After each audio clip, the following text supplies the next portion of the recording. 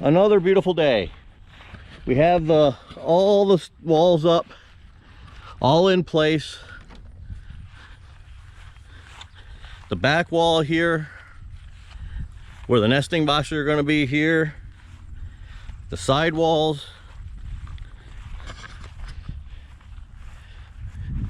Door centered in each side wall. Four windows across the front. We got our double plate on the top, ready for trusses.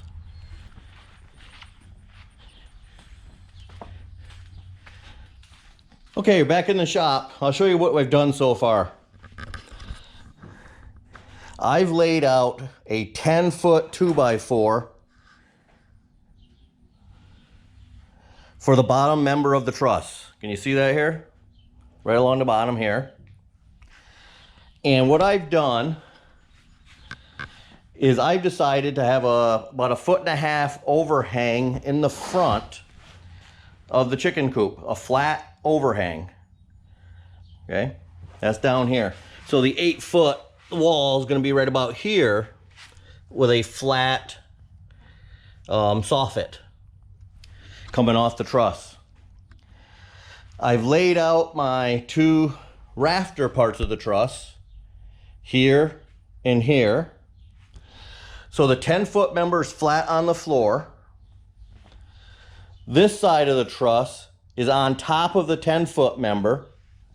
I've built it up with a small piece of 2x4 here to keep it level with this one down here. I built up this end of the 10-footer here with a small piece of 2x4. Placed my other rafter part of the truss on top of that, so everything's laying flat. There's nothing on an angle. Okay. Then what I did, I took a long straight edge. I'm using a drywall T-square. And I laid a 2x4 here,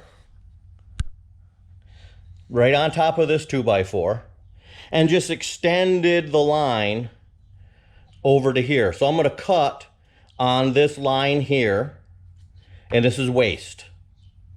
These two pieces will be mated together with a gusset. Okay.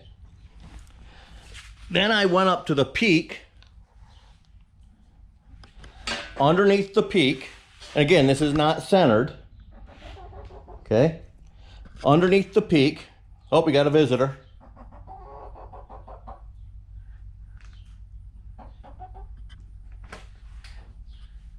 Say hi. Say hi. Goodbye. Okay. So the peak is not centered in the 10-foot. I have it approximately, probably 3.5 feet from the end to here. What I did, I took two scrap pieces of 2x4. You can see them here. Laid them on top of my 10-foot member, my cross piece. Took my square and laid it out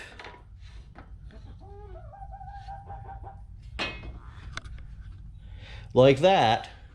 And I marked it up here like that.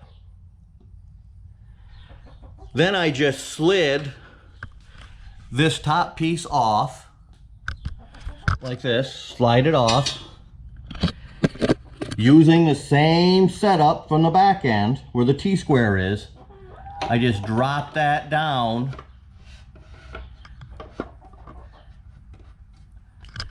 and marked it there. The T-square's flexible. Okay?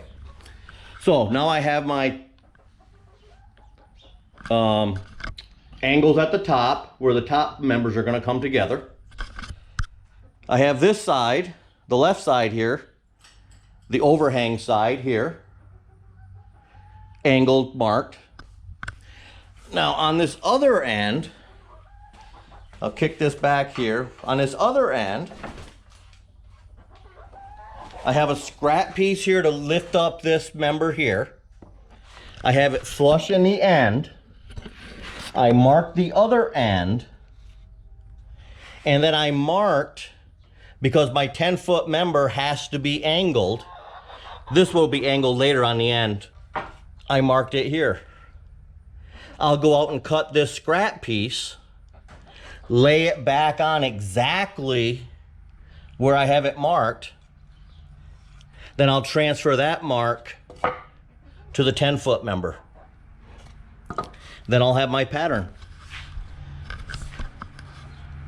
So this first one will be the pattern pieces, and I'll cut it another one, and that'll be my first truss. And I'm gonna save this pattern for my goat barn. Okay. So what did we do? We laid a 10-foot member out. We laid one of the rafter pieces on top of that 10-foot member, trying to minimize waste on this end. Built up the other end with a scrap piece. Come down to this end, built up this end of the 10-foot member with a scrap piece. Put the rafter member on top of that, which goes on top of this rafter member. So every angle, when I trace them, will come out hopefully perfectly. Okay, I cut that scrap piece that I had marked for this side of the truss. Lay it back on where I marked the end of it.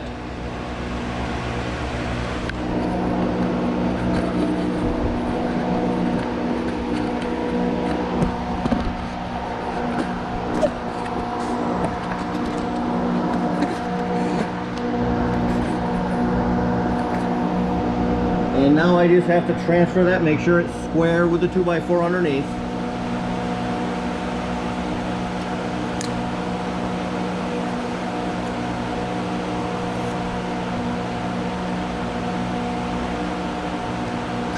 And I mark it on there.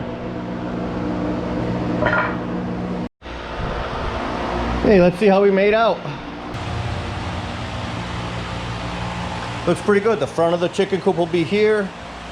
The wall will come down about here. So have a nice little overhang.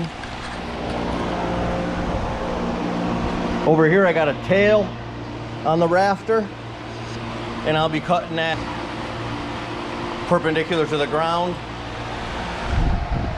And I got my top. Okay, now all I gotta do is put my gussets, cut my gussets. So I'm gonna go ahead and build another one of these just like this. Use this as a pattern. And then I can make my gussets. And each gusset, each rafter will have 3 gussets on one side, 3 gussets on the other side for strength. Except the ends will have just 1 gusset on the inside. Okay, I have all the truss members cut out.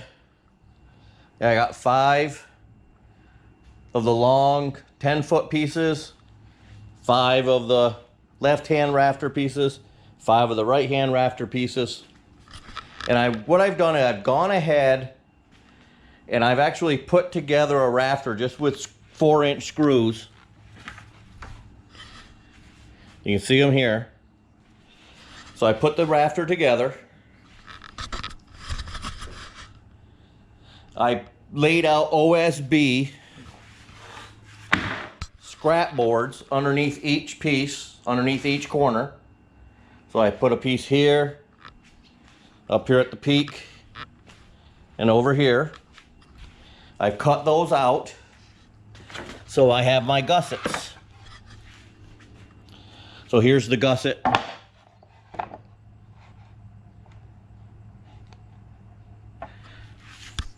For the top, here's a gusset for the left-hand side.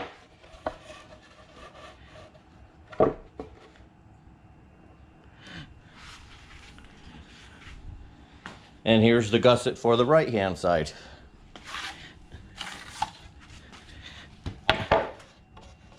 Now my second truss, once I had this first one built here, I'm gonna build the other ones right on top of it. So I'll take this member here.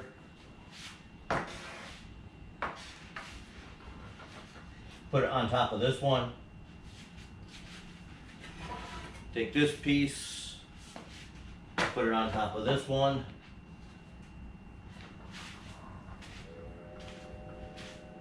And take this piece, put it on this one.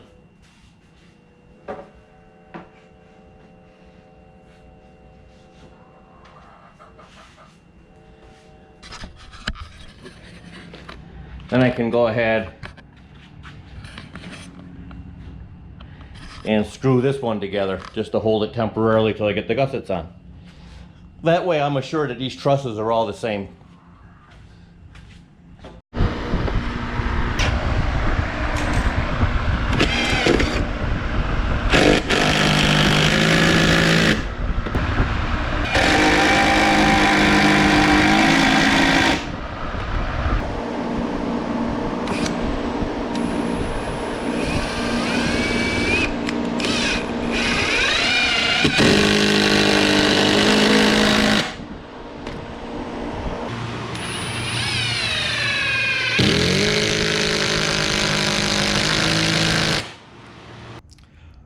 We're ready to attach our gussets onto our trusses here. Have them all cut out. I'm getting a little cramped in here, so I want to be able to get these out of here and clean up a little bit. So what I got here is liquid nails, construction adhesive. I'm going to be using 1.5 1/4-inch crown staples to temporarily attach them. Then I'll be using some 1 3/4-inch exterior screws for the final assembly on the gussets. Take a quick look at how they cover.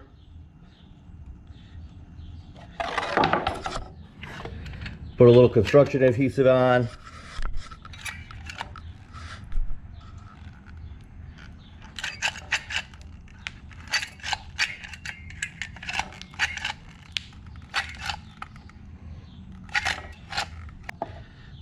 Place it on so it's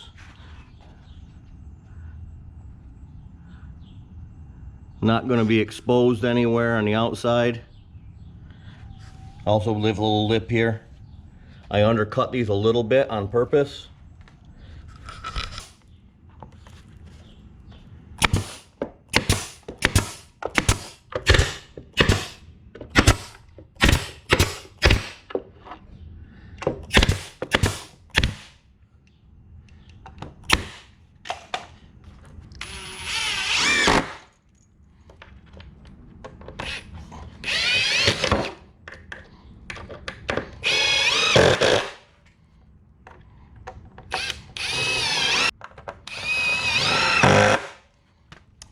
There. Gussets are on. Just got this is a gable end. It's my left gable. So I only have to put the gussets on one side.